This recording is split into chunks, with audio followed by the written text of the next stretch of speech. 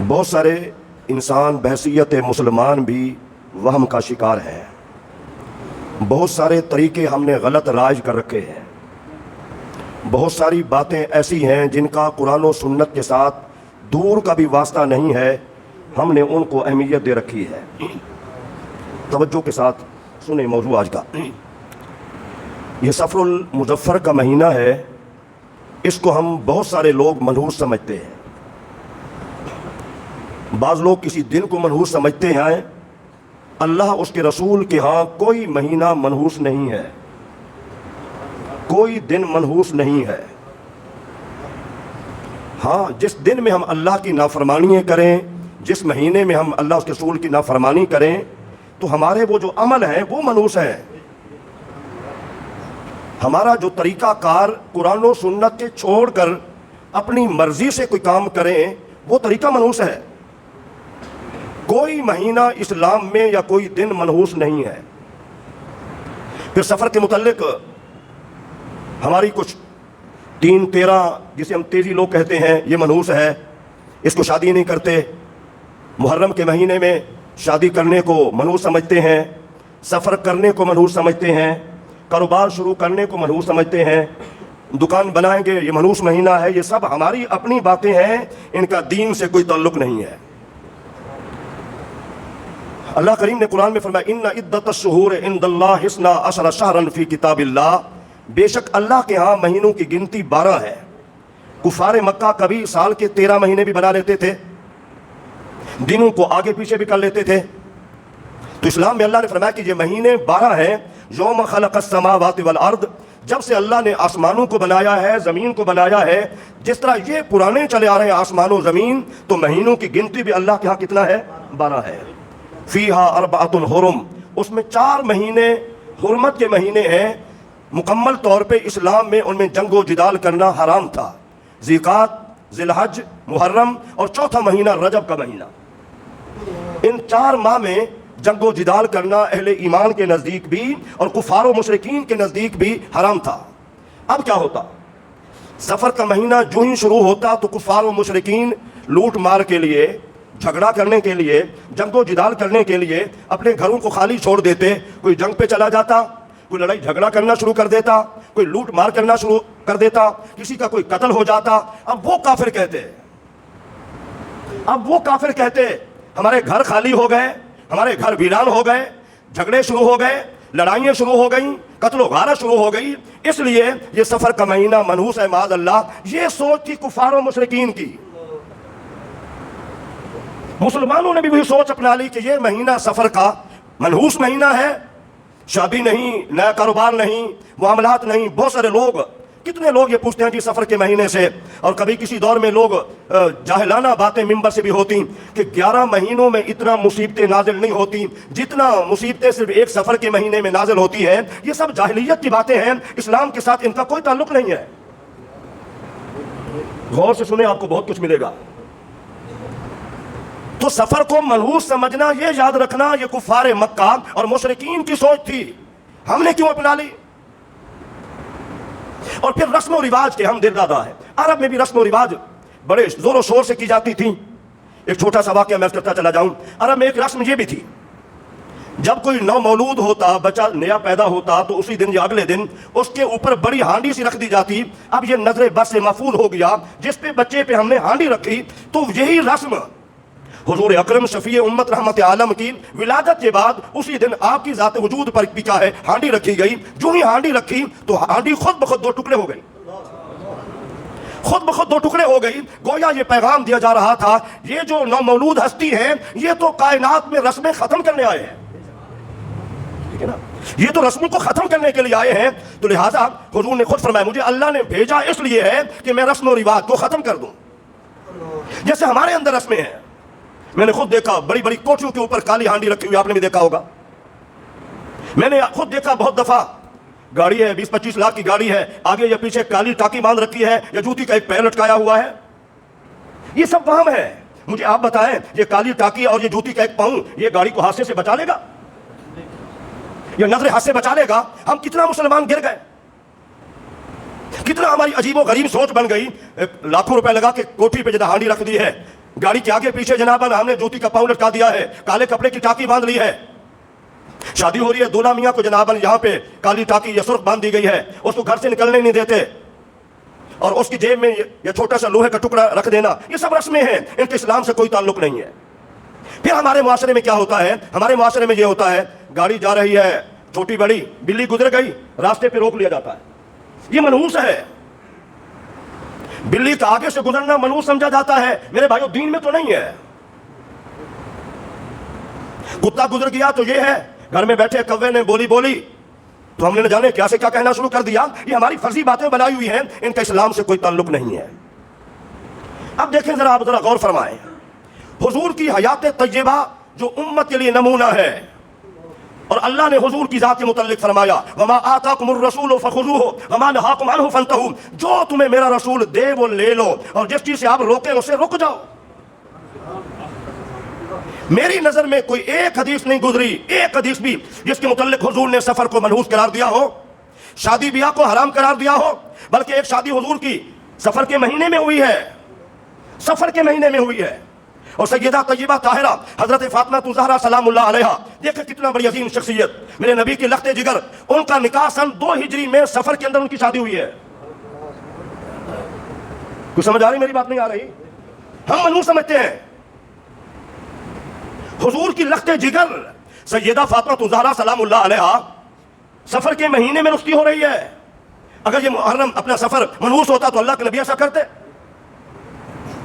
और सन 7 हिजरी में जो ग़ज़वा-ए खैबर हुआ, वो किस महीने में हुआ?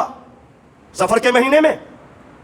और किला खैबर जो बड़ा मशहूर था, उसका दरवाजा उठाया गया सैयदना अली मुर्तज़ा ने, इस सफर के महीने में इतना बड़ी कामयाबी मिली मुसलमानों को। हम कहते हैं ये मनहूस महीना है। देखिए मेरे भाइयों, अपने माँ बाप दादा की रस्मों को दीन न बनाओ, बिल्कुल न बनाओ। अगर हमारी रस्म के सामने हुजूर की हदीस मौजूद है, कुरान की आयत मौजूद है, भले वो आबा अजदाद दादा पर दादा से रस्म चली आ रही है, उसका कोई ताल्लुक दीन से नहीं है। इमाम आज़म अबू हनीफा रहमतुल्लाह तआला अलैह, आपका मशहूर ज़माना कौल है, अगर मेरी कोई बात उसके सामने हुजूर की हदीस मिल जाए तो अबी हनीफा की बात तो मारो दीवार पे, हुजूर की हदीस पे अमल करो। मैं तमाम आबाद से गुजारिश कर तवज्जो करें जरा, हमारे बाप दादा की बात की अहमियत हम समझते हैं, इस्लाम में ऐसा नहीं है। इस्लाम क्या कहता है, कोई बात है तो दलील लाओ। कुल हातू बुरहानकुम इन कुंतुम सादिकीन, मेरे हबीब इनसे फरमा दीजिए तुम दलील लाओ। अल्लाह ने अपने तौहीद की दलीलें दी हैं कुफार और मुशरिकीन को। मेरे नबी रहमत ने अपनी नबूवत और रिसालत की हकानियत के लिए दलीलें दी हैं, और इसके मुकाबले में कुफार और मुशरिकीन दलीलों की बजाय ढकोसले होते थे। और कुरान में अल्लाह ने ये बार बार फरमाया, मेरे हबीब आप इनसे पूछें ये आसमान किसने बनाए, ये जमीन किसने बनाई, तो ये काफिर खुद बोल उठेंगे ये अल्लाह ने बनाए हैं। उनके पास दलील ही कोई नहीं है। फरमाया सूरज चांद जो मुसख्खर हैं, हुक्म इलाही के पाबंद हैं, रवा दवा हैं, जारी सारी हैं, क्या ये किसने ऐसा किया है? तो काफिर कहेंगे अल्लाह ने। तो फरमाया तुम अपने बुतों के लिए दलील तो लाओ। याद रखना, मुसलमान के लिए दलील का होना जरूरी है।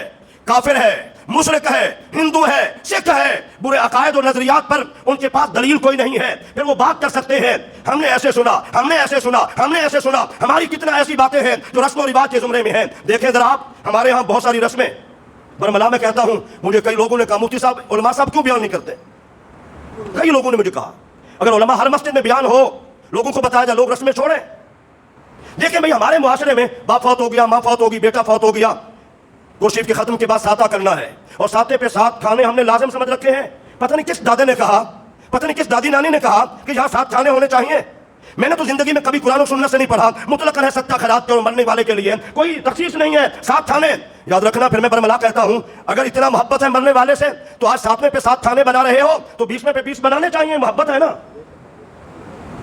भाई। 40वें पे चेहलम पे 40 खाने होने चाहिए। अगर 7वें पे 7 खाने जरूरी हैं तो फिर 20वें पे 20 खाने बना लो, और 40वें पे 40 खाने बना लो। ये सब मेरे भाइयों, इनका दीन से कोई ताल्लुक नहीं है, ये सब रस्में हैं, लेकिन आज हम छोड़ने के लिए तैयार नहीं है। अल्लाह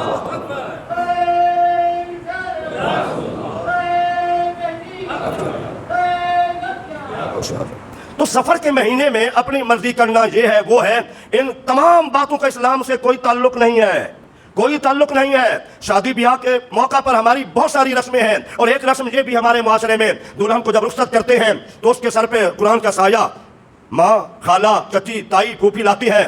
کوئی خاتون بیٹی قرآن کے سائے میں رخصت ہو جائے، میں تو ایک قرآن کی بات نہیں کرتا، میں کہتا ہوں آپ 1,00,000 قرآن اوپر رکھ دیں، آپ ایک بڑے حال کی چھت پورے قرآن سے بنا دیں، سارے قرآن موجود ہوں، اور کہیں یہاں بیٹی کو یہاں سے گزار دیں گے، بڑی سعادت کی بات ہے۔ نہیں، یہ رسم ہے، اس رسم کا دین سے کوئی تعلق نہیں ہے۔ اس چچی، تائی، خالہ، پھوپھی کو تو پتہ نہیں وضو ہے کہ نہیں، وہ تو قرآن اٹھا کے رسم پوری کر رہی ہے۔ ہاں، اسلام میں یہ ہے، اسلام میں یہ ہے کیا کہ اس کے دل میں صورتیں ڈالو، قرآن پڑھاؤ۔ حضور نے واضح فرمایا اپنی بیٹیوں کو سورہ نور کی تعلیم دو۔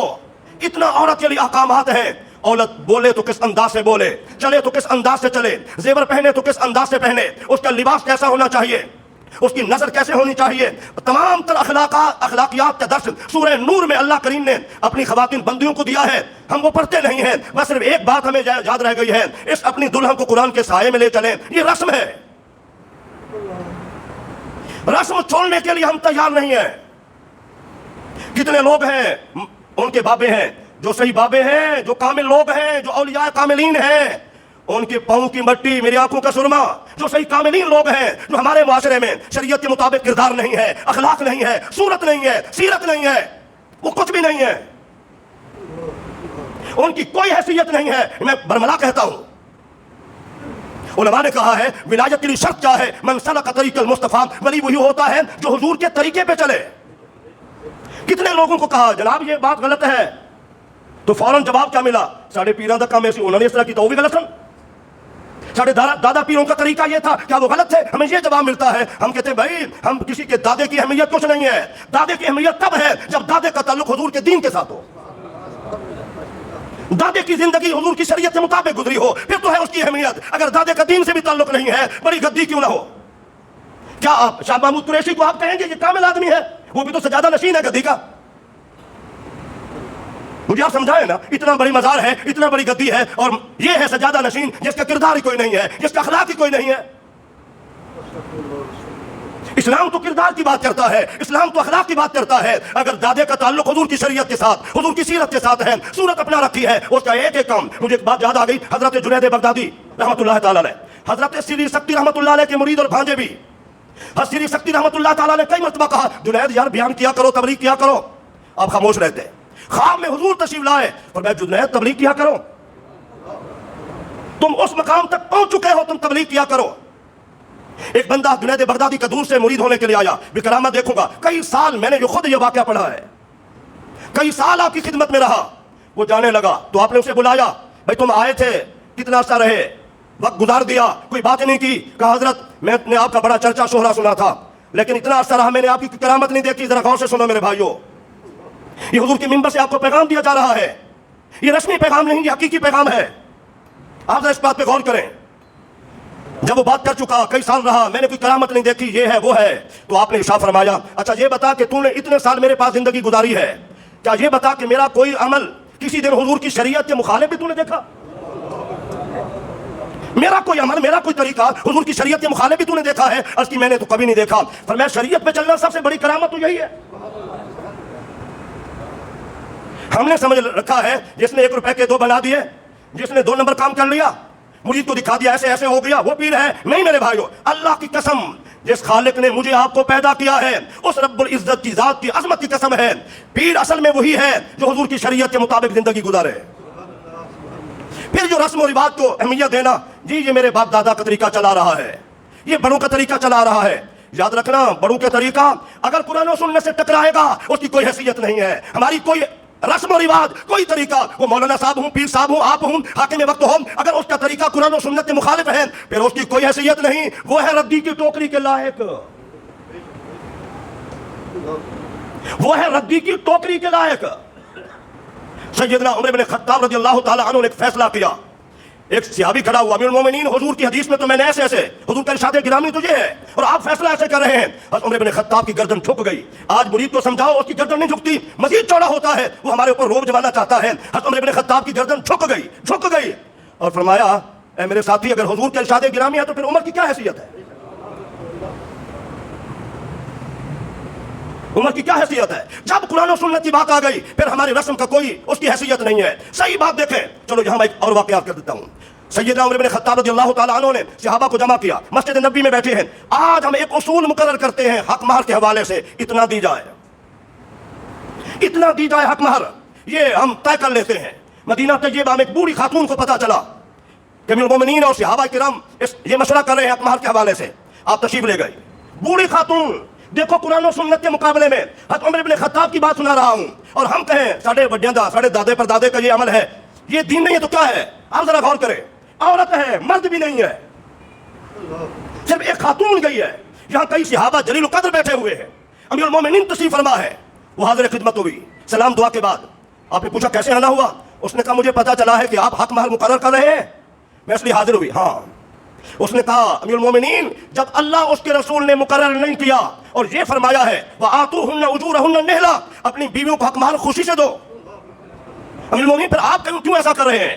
سوچئے ذرا، ایک عورت کی بات، کیسر و کسریٰ کے حکمران اپنے شاہی تخت پہ چاہے کانپ رہے ہوتے تھے، فارس کا بادشاہ اپنے تخت پہ جس کے نام سن کے کانپ جاتا تھا۔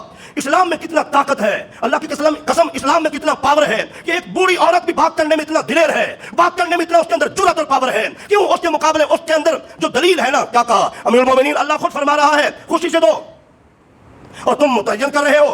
حضرت عمر بن خطاب نے صحابہ سے فرمایا بھائی عمر سے تو عورت بھی زیادہ جانتی ہے، چھوڑو، خوشی سے دیا کرو۔ نہ ڈانٹا ہے اسے، نہ یہ فرمایا تم کون ہوتی ہو مجھے مشورہ دینے والی، میں نے دین نہیں پڑھا، میں حضور کا خلیفہ نہیں ہوں، مسجد نبوی کی امامت خطابت میرے پاس ہے، یہ صحابہ بڑے بڑے جلیل القدر صحابہ موجود ہیں، نہیں، فوراً محفل برخاست کر دی، مشورہ ختم ہو گیا، اور کیا کہا؟ مردوں کو چاہیے خوشی سے حق مہر دیں، لیکن ہمارے معاشرے میں میں نے دیکھا 35 سال لگا لو مجھے بھی شادیوں پہ جانے کا موقع، چلو زیادہ نہ بھی لگاؤ، باجے والوں کو ہم دیں گے بڑی خوشی سے، 3 4 کیمرے منگوا رہے ہیں ان کو دیں گے خوشی سے، ہر الٹے کام پہ ہم خوشی سے ہزاروں روپے ایسے لٹا دیں گے خوشی سے۔ اب تو لاکھوں شادی ہوئی ہیں پاکستان میں، کروڑوں روپے ڈال دیے گئے ایسے، لیکن حق مہر دینے کی باری آتی ہے تو سانپ سونگ جاتا ہے، ابھی اس بندے کی جان نہ نکل جائے۔ شادی کے دن سے لے کر آج تک تمام امور، تمام کام شریعت کے خلاف ہوتے رہے، رسم مہندی بھی کی، 80 سال کی ماں بھی ناچ رہی ہے، ڈانس کر رہی ہے، ہمیں کوئی خیال نہیں آیا، ہم نے غلط لباس پہنا، ہاف بازو اپنی بچوں کو پہنایا، اسلام کی کھلم کھلا عداوت کی، باریک لباس پہنوایا، سروں سے دوپٹہ اتروا دیا۔ جس عورت کے سر سے دوپٹہ اتر جائے اس کے شرم و حیا اور اخلاق کی گواہی نہیں دی جا سکتی، علماء سے پوچھے، علماء سے پوچھے آپ، جس عورت کا وہ ماں کی صورت میں ہو، بیوی کی صورت میں ہو، بہن کی صورت میں ہو، بیٹی کی صورت میں ہو، بہو کی صورت میں ہو، کسی صورت میں ہو، جس عورت کا دوپٹہ سر سے اترا رہے اس کے شرم و حیا اخلاق کی ہم گواہی نہیں دے سکتے؟ یہ بنیادی چیز ہے، قرآن نے حکم دیا ہے۔ اب وہاں پر ذرا غور کریں، حق مال دینے کے بارے علامہ صاحب ایسے نہیں جی، جو شریعت کہے، پیچھے تو ایک کام ہی شریعت کے مطابق نہیں ہوا، اب شریعت زیادہ آ گئی ہے اور بڑے بڑے مالدار لوگ کنجوس بن جاتے ہیں، کنجوس بن جاتے ہیں۔ میں آپ کو واقعہ سناؤں تو آپ دنگ رہ جائیں۔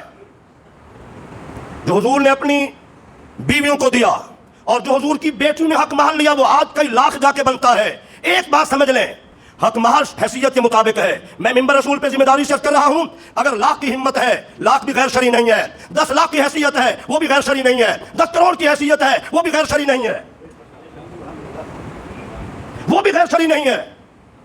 ہم لے کے بیٹھ گئے تو میری بات کہاں سے چلی تھی؟ حضرت عمر بن خطاب نے بات کو ختم کر دی۔ اتنا ایسے کتنا واقعات ہیں جو صحابہ کرام کے سامنے انہوں نے ارادہ کیا یہ کام کر لیں، کسی صحابی نے حضور کی حدیث بیان کر دی تو فوراً وہ رک گئے، اور میں جب حضور کی حدیث ہے تبھی تو امام اعظم نے برملا کہا تھا اگر میرے قول کے مقابلے میں، اللہ اکبر، میرے قول کے مقابلے میں کوئی آیت حدیث مل جائے، حضور کا فرمان مل جائے، میری بات تو ڈالو ردی کی ٹوکری میں، وقت کا امام کہہ رہا ہے، میری بات تو ڈالو ردی کی ٹوکری میں، حضور کی حدیث پہ عمل کرو۔ کیسا عجیب دور ہے، میں حضور کو چھوڑ سکتا ہوں، قرآن و سنت کو چھوڑ سکتا ہوں، رسم نہیں چھوڑ سکتا، سوچئے گا ضرور۔ میں قرآن و سنت کو چھوڑ سکتا ہوں، اپنے پیر کو نہیں چھوڑ سکتا جس کا کردار نہیں ہے، اخلاق نہیں ہے، سیرت نہیں ہے، خدا را پھر ملک میں یہی کچھ ہو رہا ہے، سود عام ہے، رشوت عام ہے، برائی بے حیائی عام ہے، सरेराह बुराई आ गई है और हालात आप देख रहे हैं, हर बंदा परेशान है। तो हमारे जो बदआमाली है, हुजूर ने फरमाया अन्नासु अला दीन मुलूकिहिम, लोग अपने बादशाहों के दीन पे चले जाएंगे। जो बादशाह का नजरिया होगा कौम वही अपनाएगी। और हुक्मरान कैसे आते हैं? हुजूर ने फरमाया आमालुकुम उम्मालुकुम, तुम्हारे हाकिम तुम्हारे अपने अमल हैं। हम अच्छे अमल शुरू कर दे, अल्लाह हाकिम अच्छा देगा। जब हमारे अमल बुरे हैं तो फिर हुक्मरान भी बुरे हैं। अल्लाह हम सबको रस्म और रिवाज से बचाए, दीन की समझ नसीब फरमाए। आमीन सुम्मा।